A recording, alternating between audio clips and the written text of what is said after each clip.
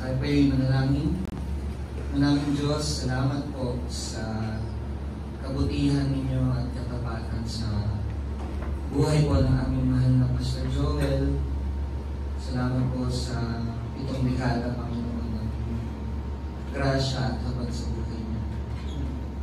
Truly, it's really by your grace alone that He can do all these things na aming pong mga bilanggit na kanyang ministeryo na ginawa at naging parte siya, Panginoon.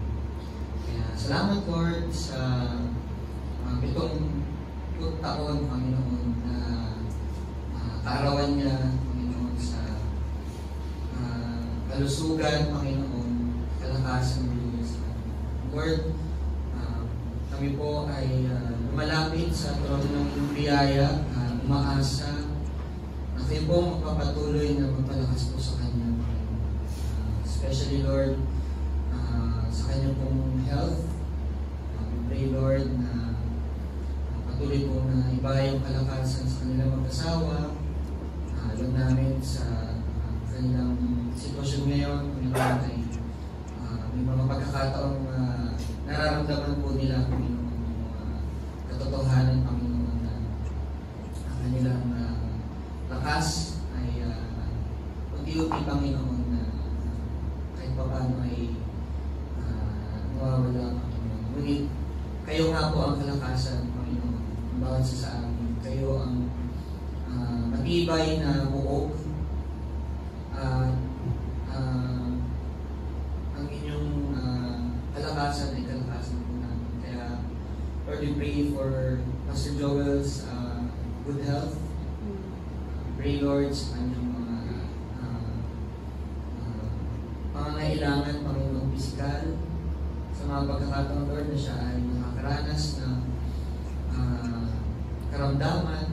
Lord, i-remind niyo siya and comfort. Paalala niyo, Panginoon, na kayo po ang dakilang magdadamon ng Diyos. Tulungan niyo rin po si Sister Epi, ang buong Lord family, to take good care of our Pastor Joel. Galing din po sa inyo pag-aaruga, Panginoon, na nawa ay magpatuloy ang aming pong pastor sa paglilingkod through the help of his family and the church, OBCM Santa Ana, and the rest of the OBCM Association. Salamat because we truly can say that sa kanyang pong buhay we saw na yung sinabi mo sa iyong salita na godliness with contentment is great gain. Yes. Kaya salamat o Diyos at patuloy po, Panginoon, na kayo po ang maging kalakasan ng Pastor. Salamat po ito aming dalangin sa pangalan ng Jesus. Proverbs 9:11 says, "For through wisdom your days will be many, and years will be added to your life." Maraming salamat po, Panginoon, sa inyong pong patuloy na pagsubaybay sa buhay at ministry of Father God ng Ituhod family. Sa inyo pong patuloy na pagkamit kay Pastor Joel. Kahit na po retired na po siya sa gawain ng Father God, patuloy pa rin po, Father God, ang paglilingkod niya para sa nalulhati po, Lord, ng inyong kaharian. Alam po namin, Father God, ang mga kahinaan ng kanyang mga katawan. And yet, Lord, ikaw po lang kalakasan po niya. Ang pamilya po, Lord, ang pamilya po niya, Father God, ang patuloy na sumusuporta para sa kanya. Patuloy na nananalangin ang bawat isa sa mga miyembro po ng OBCM family, Father God. Salamat po, Father God, dahil ang testimony of Father God ng buhay ng buong pamilya of Father God ng Ituhod family ay nagbibigay of Father God ng kaluwalhatian ng Lord sa inyong kami sa pangalan. May mga pagkakataon po, Lord, na maraming pagsubok ang nararanasan nila of Father God. And yet, O Lord, in your goodness, in your mercy, in your compassion, Father God, your love, Lord, continuous, Lord, na namamayani, O Father God, sa kanilang mga buhay. Ikaw, Father God, ang patuloy na magbigay ng encouragement, Lord, para sa kanilang pamilya, O Father God. Ang kanilang commitment, Lord, to serve sa inyo pong ubasan, Father God, ay nakikita mo, O Father God, sa kanila pong mga ginagawa, O Lord. Give them, Lord, yung heart of joy, heart of gratitude, O Father God. Kahit na may mga pagkakataon na nagtitiis po sila, Lord, sa kanilang mga ginagawa, O Father God. Ang kaligayahan po nila, O Father God, ay ikaw lang ang magwalhati sa lahat. Mag-glorify ka, O Father God, sa kanilang buhay, O Father God. At sa mga ginagawa nilang ministry, sa iba't ibang mga pagkakataon na inyong binibigay sa kanila. Patuloy po sila, Lord, na biyayaan, O Father God, ng kalakasan, health, well-being, mga blessing, O Father God, na kanilang mga kailangan, kalakasan, strength, O Father God. Ibigay mo, Lord, sa kanila, O Father God, ang inyong pagmamahal at pag-aaruga sa kanilang pamilya. Maraming salamat po, Lord, sa buhay nila, O Father God, na naging isang leader po namin sila sa church nito.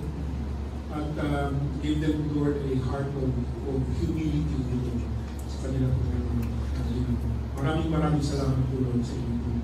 Patuloy na pag-bless sa kanila po. In Jesus' name we pray. Father God, salamat po ng maraming Panginoon sa araw nito, sa pagdiriwang, sa kasagad birthday ng Pastor Joel. At kami, Panginoon, ilabis na nagpapasalamat sa iyo, Panginoon.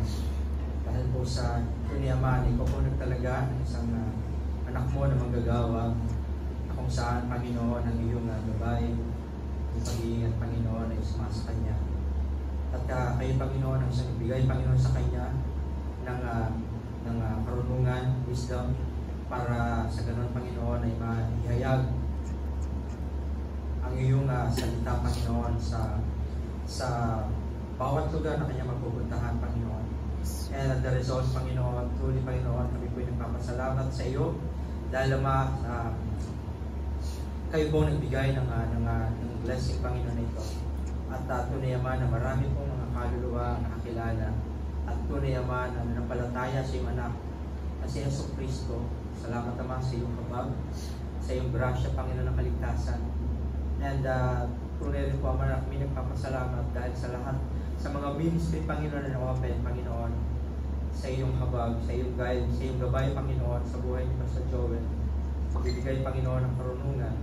Salamat, Panginoon, dahil sa ginamit mo po siya sa maraming gawain, Panginoon, na iyong ay iniatang, Panginoon, sa kanya at na-open, Panginoon, at naging naging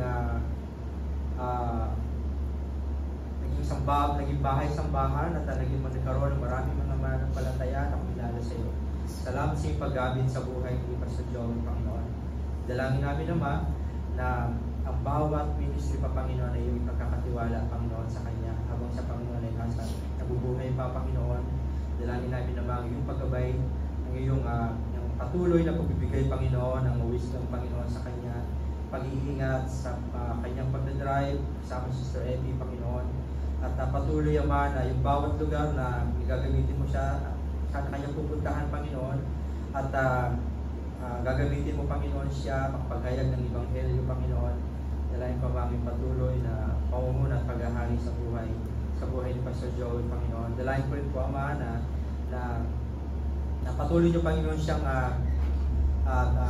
pangunahan, Panginoon, yung motibo, Panginoon, ng kanyang pagliligtas, ng pagliligtas sa tao, Panginoon. Yung pangangaral niya, Panginoon, sa mga tao, Panginoon, na pupuntahan niya, sa mga lugar na pupuntahan niya, Panginoon. Dalangin ko, Ama, ang iyong pamumuno sa kanya, Panginoon. Salamat, Ama, sa oras nito. Salamat, Panginoon, sa buhay na patuloy niyong ginagamit, Ama, buhay ni Pastor Joel. At ito po ito naman na nagiging blessing sa Naka-Edify Church dahil, Panginoon, sa po ay nakafocus at nakatingin sa iyo, Panginoon, at Panginoon Jesus. Salamat, Panginoon, muli at po lahat ng papuri, kaliwalhatian, at sa pangalan ng Ama, Anak, Espiritu Santo. Amen.